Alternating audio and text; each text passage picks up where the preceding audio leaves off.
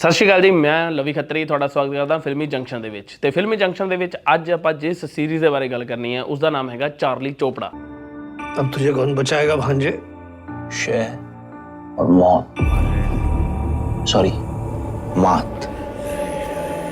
Charlie Chopra Soni ਲਿਵ ਦੇ ਉੱਤੇ available ਹੈ। ਜੇ ਤੁਸੀਂ ਹਲੇ ਤੱਕ ਨਹੀਂ ਦੇਖੀ ਤੁਸੀਂ ਜਾ ਕੇ ਦੇਖ ਸਕਦੇ ਹੋ। ਬਾਕੀ ਸਾਡੇ ਰਿਵਿਊ ਤੋਂ ਬਾਅਦ ਤੁਸੀਂ ਡਿਸਾਈਡ ਕਰ ਸਕਦੇ ਹੋ ਕਿ ਦੇਖਣੀ ਹੈ ਜਾਂ ਨਹੀਂ ਦੇਖਣੀ। परिवार के हर सदस्य के पास हत्या का कारण था।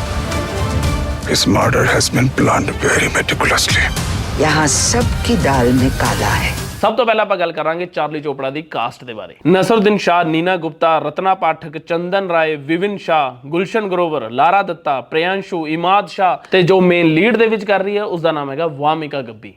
ਵਾਮਿਕਾ ਗੱਬੀ ਨੇ ਬਹੁਤ ਖੂਬਸੂਰਤ ਰੋਲ ਕੀਤਾ ਹੈ ਇਸ ਸੀਰੀਜ਼ ਦੇ ਵਿੱਚ। लंदन भज के जाएगा चार्ली चोपड़ा। ਗੱਲ ਕਰਦੇ ਹਾਂ ਇਸ ਸੀਰੀਜ਼ ਦੀ ਕਹਾਣੀ ਦੇ ਬਾਰੇ। ਕਹਾਣੀ ਇੱਕ ਨੋਵਲ ਬੇਸਡ ਹੈ। ਪਹਿਲਾਂ ਇਸ ਕਹਾਣੀ ਦੇ ਉੱਤੇ ਨੋਵਲ ਆ ਚੁੱਕਿਆ ਹੈ। ਉਸ ਨੋਵਲ ਦੇ ਆਧਾਰਿਤ ਹੀ ਇਹ ਕਹਾਣੀ ਪੇਸ਼ ਕੀਤੀ ਗਈ ਹੈ ਲੋਕਾਂ ਦੇ ਅੱਗੇ ਇਸ ਸੀਰੀਜ਼ ਦੇ ਰੂਪ ਦੇ ਵਿੱਚ। ਤੇ ਜਦੋਂ ਇਸ ਸੀਰੀਜ਼ ਦੇ ਵਿੱਚ ਜੋ ਪੇਸ਼ ਕੀਤੀ ਗਈ ਕਹਾਣੀ ਬਾਰੇ ਮੈਂ ਥੋੜਾ ਜਿਹਾ ਤੁਹਾਨੂੰ ਦੱਸਣਾ ਚਾਹੁੰਦਾ ਕਿ ਕਹਾਣੀ ਦੀ ਸ਼ੁਰੂਆਤ ਦੇ ਵਿੱਚ ਹੀ ਮਰਡਰ ਹੋ ਜਾਂਦਾ ਹੈ ਤੇ ਉਸ ਮਰਡਰ ਦੀ ਮਿਸਟਰੀ ਨੂੰ ਸੋਲਵ ਕਰਨ ਲਈ ਇਹ ਸਾਰੀ ਕਹਾਣੀ ਚੱਲਦੀ ਹੈ। ਤੇ ਇਸ ਦੇ ਵਿੱਚ ਵਾਮਿਕਾ ਗੱਬੀ ਨੇ ਇੱਕ ਜਸੂਸ ਦਾ ਕਰੈਕਟਰ ਕੀਤਾ ਹੈ ਜੋ ਇਸ ਨੂੰ ਸੋਲਵ ਕਰਦੀ ਹੈ, ਇਸ ਮਿਸਟਰੀ ਨੂੰ ਹੌਲੀ ਹੌਲੀ ਸੋਲਵ ਕਰਦੀ ਹੈ ਤੇ ਕੀ ਉਸਦੇ ਰਿਸ਼ਤੇ ਨਾਲ ਜੁੜੇ ਹੋਏ ਆ। ਇਹ ਸਭ ਕੁਝ ਦੇਖਣ ਲਈ ਤੁਹਾਨੂੰ ਇਹ ਸਟੋਰੀ ਦੇਖਣੀ ਪਵੇਗੀ। ਹੁਣ ਗੱਲ ਕਰਦੇ ਹਾਂ ਇਸ ਦੇ ਟ੍ਰੀਟਮੈਂਟ ਦੀ। ਜਦੋਂ ਆਪਾਂ ਕਹਾਣੀ ਨੂੰ ਦੇਖਦੇ ਹਾਂ ਜਾਂ ਇਸ ਤਰੀਕੇ ਦੇ ਟ੍ਰੀਟਮੈਂਟ ਨੂੰ ਦੇਖਦੇ ਹਾਂ, ਸਭ ਤੋਂ ਪਹਿਲਾਂ ਮੈਨੂੰ ਲੱਗਦਾ ਕਿ ਇਸ ਸਟੋਰੀ ਦਾ ਜੋ ਟ੍ਰੀਟਮੈਂਟ ਹੈ, ਇਸ ਸਟੋਰੀ ਨੂੰ ਜਿਸ ਤਰੀਕੇ ਨਾਲ ਟ੍ਰੀਟ ਕੀਤਾ ਗਿਆ ਜਾਂ ਇਸ ਨੋਵਲ ਨੂੰ ਜਿਸ ਤਰੀਕੇ ਨਾਲ ਲਿਖਿਆ ਗਿਆ ਉਹ ਮੈਨੂੰ ਥੋੜਾ ਜਿਹਾ ਡੋਸਟੋਵਸਕੀ ਸਟਾਈਲ ਲੱਗਿਆ। ਜੇ ਆਪਾਂ ਡੋਸਟੋਵਸਕੀ, ਫੋਇਡਰੋ ਡੋਸਟੋਵਸਕੀ ਦੀ ਗੱਲ ਕਰਦੇ ਹਾਂ ਤਾਂ ਉਹਨਾਂ ਦੀ ਨੋਵਲਸ ਦੇ ਵਿੱਚ ਵੀ ਜ਼ਿਆਦਾਤਰ ਇਦਾਂ ਦੇ ਹੀ ਸਸਪੈਂਸ ਦੇਖਣ ਨੂੰ ਮਿਲਦੇ ਆ ਕਿ ਸਟਾਰਟਿੰਗ ਦੇ ਵਿੱਚ ਮਰਡਰ ਹੋ ਜਾਂਦਾ, ਫਿਰ ਉਹ ਕਰੈਕਟਰਾਂ ਦੀ ਕਹਾਣੀ ਤੱਕ ਜਾਂਦੇ ਆ ਕਿ ਵੀ ਕਰੈਕਟਰ ਨਹੀਂ ਕਰਨਾ ਚਾਹੁੰਦੇ ਸੀ ਪਰ ਫਿਰ ਵੀ ਉਹਨਾਂ ਨੇ ਇਹ ਕਤਲ ਕੀਤੇ ਆ। ਤਾਂ ਉਹਨਾਂ ਦੇ ਅੱਛੇ ਹੋਣ ਦੇ ਬਾਵਜੂਦ ਵੀ ਉਹ ਆਪਣੀ ਦੂਜਿਆਂ ਦੇ ਬੁਰੇ ਲੋਕਾਂ ਨੂੰ ਮਾਰਨ ਦਾ ਕੀ ਉਹਨਾਂ ਦਾ ਮੋਟਿਵ ਹੁੰਦਾ, ਕੁਝ ਇਸ ਤਰੀਕੇ ਦੀ ਇਹ ਕਹਾਣੀ ਹੈ। ਡੋਸਟੋਵਸਕੀ ਸਟਾਈਲ ਹੀ ਹੈ। ਹੁਣ ਉਸ ਤੋਂ ਬਾਅਦ ਇੱਕ ਹੋਰ ਟ੍ਰੀਟਮੈਂਟ ਦੀ ਗੱਲ ਕਰਦੇ ਹਾਂ ਜਿਸ ਤਰੀਕੇ ਨਾਲ ਇਹਨੂੰ ਫਿਲਮਾਇਆ ਗਿਆ, ਇਸ ਦੀ ਡਾਇਰੈਕਸ਼ਨ ਦੀ, ਉਹ ਹੈ ਫੋਰਥ ਵਾਲ ਜੋ ਬ੍ਰੇਕ ਕੀਤੀ ਗਈ ਹੈ। ਫੋਰਥ ਵਾਲ ਬ੍ਰੇਕ ਕੀ ਹੁੰਦਾ ਹੈ ਕਿ ਜਦੋਂ ਤੁਸੀਂ ਇੱਕ ਨਾਟਕ ਦੇਖਦੇ ਹੋ ਥੀਏਟਰ ਦੇ ਵਿੱਚ ਤਾਂ ਉਸਦੀਆਂ 3 ਕੰਧਾਂ ਹੁੰਦੀਆਂ ਨੇ ਤੇ 3 ਕੰਧਾਂ ਦੇ ਵਿੱਚ ਨਾਟਕ ਪੇਸ਼ ਹੁੰਦਾ। ਫੋਰਥ ਜਿਹੜੀ ਕੰਧ ਹੁੰਦੀ ਹੈ ਉਹ ਇਨਵਿਜ਼ੀਬਲ ਹੁੰਦੀ ਹੈ ਜਿਸ ਦੇ ਰਾਹੀਂ ਦਰਸ਼ਕ ਬੈਠ ਕੇ ਸਾਹਮਣੇ ਨਾਟਕ ਨੂੰ ਦੇਖਦਾ ਹੈ। ਤੇ ਜਦੋਂ ਦਰਸ਼ਕ ਸਾਹਮਣੇ ਨਾਟਕ ਨੂੰ ਦੇਖਦਾ ਹੈ ਤਾਂ ਉਹਦੇ ਵਿੱਚੋਂ ਕੋਈ ਵੀ ਐਕਟਰ ਜਦੋਂ ਉਹ ਦਰਸ਼ਕ ਨੂੰ ਮੁਖਾਤਿਬ ਹੁੰਦਾ ਹੈ, ਦਰਸ਼ਕ ਵੱਲ ਦੇਖ ਕੇ ਡਾਇਲੌਗ ਦੱਸਦਾ ਜਾਂ ਦਰਸ਼ਕ ਨੂੰ ਆਪਣੇ ਨਾਲ ਜੋੜਦਾ ਆ ਤਾਂ ਉਸ ਨੂੰ ਕਹਿੰਦੇ ਨੇ ਫੋਰਥ ਵਾਲ ਨੂੰ ਬ੍ਰੇਕ ਕਰਕੇ ਦਰਸ਼ਕ ਨਾਲ ਜੁੜਨਾ ਤੇ ਵਾਪਸ ਫਿਰ ਆਪਣੇ ਸੀਨ ਦੇ ਵਿੱਚ ਚਲੇ ਜਾਣਾ। ਤਾਂ ਇਹ ਕੰਮ ਵੀ ਇਸ ਸੀਰੀਜ਼ ਦੇ ਵਿੱਚ ਕੀਤਾ ਗਿਆ ਵਾਮਿਕਾ ਗੱਬੀ ਵੱਲੋਂ ਔਰ ਬਹੁਤ ਹੀ ਖੂਬਸੂਰਤ ਕੀਤਾ ਗਿਆ। ਤੁਸੀਂ ਉਸ ਚੀਜ਼ ਨੂੰ ਬਹੁਤ ਇੰਜੋਏ ਕਰਦੇ ਹੋ।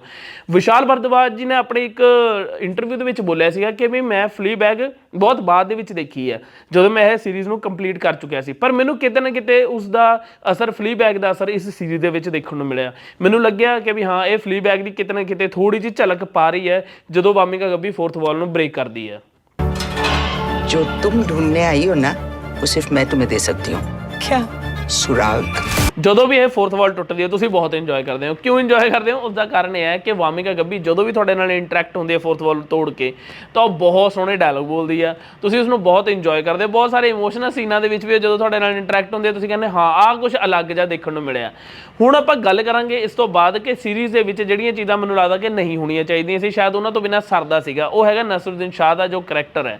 ਨਸਰੁਦੀਨ ਸ਼ਾਹ ਦਾ ਜੋ ਉੱਥੇ ਕਰੈਕਟਰ ਐਡ ਕੀਤਾ ਗਿਆ, ਉਸ ਕਰੈਕਟਰ ਦੀ ਗੱਲ ਨਹੀਂ ਬੋਲੂੰਗਾ ਪਰ ਉਸ ਕਰੈਕਟਰ ਵੱਲੋਂ ਜੋ ਐਕਟੀਵਿਟੀਜ਼ ਕਰਾਈਆਂ ਗਈਆਂ ਨੇ ਉਹ ਮੈਨੂੰ ਲੱਗਦਾ ਕਿ ਨਾ ਤਾਂ ਉਹ ਐਂਡ ਦੇ ਵਿੱਚ ਕੁਝ ਖਾਰਗਰ ਸਾਬਿਤ ਹੁੰਦੀਆਂ ਨੇ ਨਾ ਉਹ ਪਹਿਲਾਂ। ਮੈਨੂੰ ਲੱਗਦਾ ਉਸ ਦੀ ਜਗ੍ਹਾ 'ਚ ਕੁਝ ਹੋਰ ਵੀ ਕਰਾ ਦਿੱਤਾ ਜਾਂਦਾ ਨਾ ਤਾਂ ਉਹ ਵੀ ਜ਼ਿਆਦਾ ਸਹੀ ਸੀਗਾ, ਕਿਉਂਕਿ ਇਹ ਵੀ ਨਹੀਂ ਹੈਗਾ ਕਿ ਵੀ ਉਹ ਸਾਰੇ ਜਣੇ ਮਤਲਬ ਮੰਨ ਰਹੇ ਆ ਉਹਨਾਂ ਚੀਜ਼ਾਂ ਨੂੰ।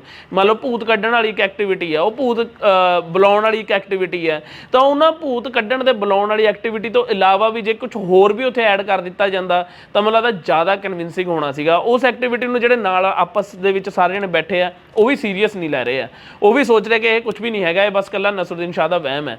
ਤਾਂ ਮੈਨੂੰ ਲੱਗਦਾ ਕਿ ਵੀ ਉਹ ਚੀਜ਼ ਨਾ ਹੁੰਦੀ ਤਾਂ ਹੋਰ ਵੀ ਜ਼ਿਆਦਾ ਵਧੀਆ ਹੁੰਦਾ, ਕਿਉਂਕਿ ਮੈਨੂੰ ਇਹ ਲੱਗਿਆ ਨਹੀਂ ਕਿ ਵੀ ਇਸ ਸੀਰੀਜ਼ ਦੇ ਵਿੱਚ ਉਹਦਾ ਕੋਈ ਇੰਪੈਕਟ ਹੈ। ਬਾਕੀ ਤੁਸੀਂ ਸਾਰੇ ਜਣੇ ਦੇਖ ਕੇ ਦੱਸਿਓ ਤੁਹਾਨੂੰ ਕਿੱਦਾਂ ਦੀ ਲੱਗੀ ਸੀਰੀਜ਼। ਜਿਨ੍ਹਾਂ ਨੇ ਨਹੀਂ ਦੇਖੀ ਜ਼ਰੂਰ ਜਾ ਕੇ ਦੇਖੋ, ਜਿਨ੍ਹਾਂ ਨੇ ਦੇਖ ਲਈ ਤੁਸੀਂ ਕਮੈਂਟ ਕਰਕੇ ਜ਼ਰੂਰ ਦੱਸਿਓ ਕਿ ਤੁਹਾਡਾ ਕੀ ਰਿਵਿਊ ਹੈ ਇਸ ਸੀਰੀਜ਼ ਦੇ ਬਾਰੇ। ਸੋਨੀ ਲਿਵ ਦੇ ਉੱਤੇ ਅਵੇਲੇਬਲ ਹੈ, ਜਾ ਕੇ ਦੱਸਿਓ ਤੁਹਾਨੂੰ ਕਿੱਦਾਂ ਦੀ। ਅਗਲੀ ਵਾਰ ਮੈਂ ਤੁਹਾਨੂੰ ਮਿਲਦਾ ਨਵੀਂ ਮੂਵੀ ਜਾਂ ਸੀਰੀਜ਼ ਦੇ ਨਾਲ। ਤਦ ਤੱਕ ਲਈ ਸਤਿ ਸ਼੍ਰੀ ਅਕਾਲ।